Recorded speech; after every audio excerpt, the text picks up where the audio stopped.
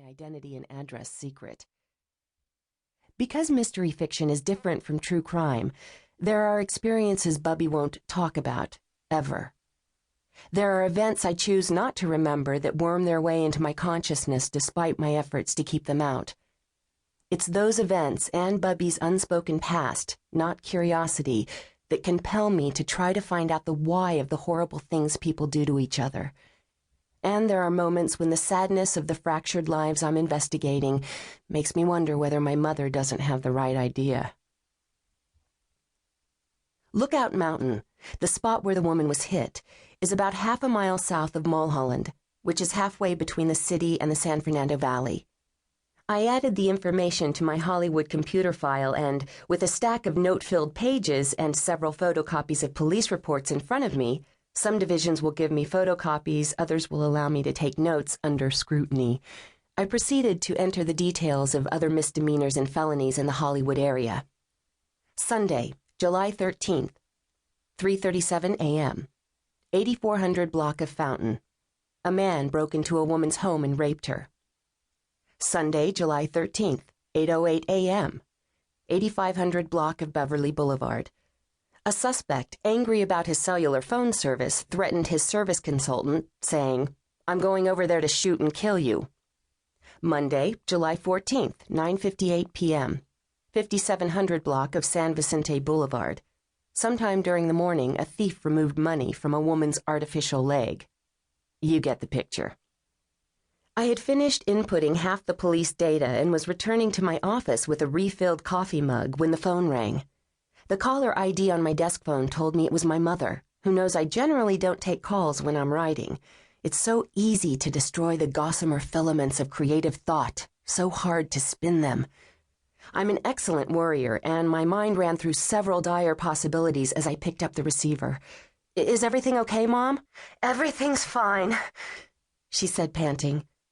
"I hate to interrupt you, Molly, but Edie wanted me to call you right away." For my sister Edie, everything has right-away significance. "You're not interrupting, Mom. Why are you so out of breath?" "Edie let us have a 5-minute break from class," she said, referring to the weekly Israeli dance lessons my sister gives. "She wants to set you up with someone. He's very special. Brilliant, funny, sensitive, handsome."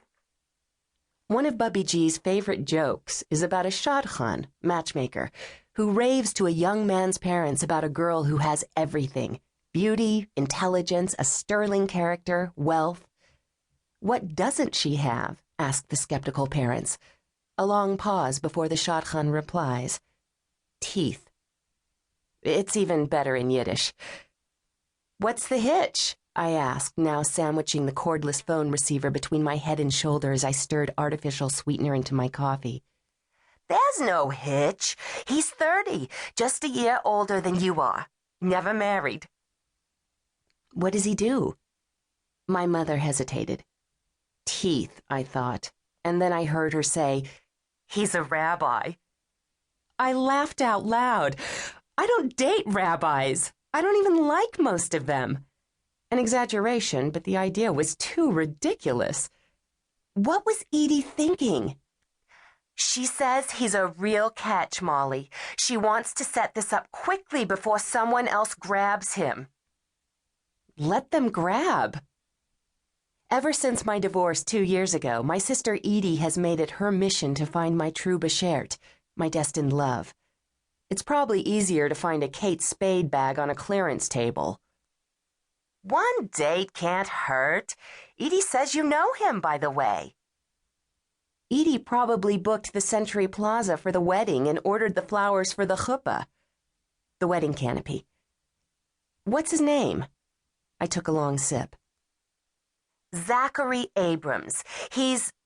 I coughed violently, spraying mocha droplets over my laptop and the papers on my desk.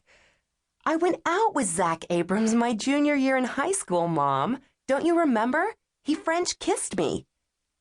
All of which Edie knew. No wonder she hadn't called me herself.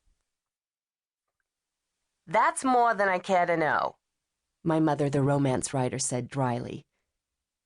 "Zach's a rabbi? You're sure?"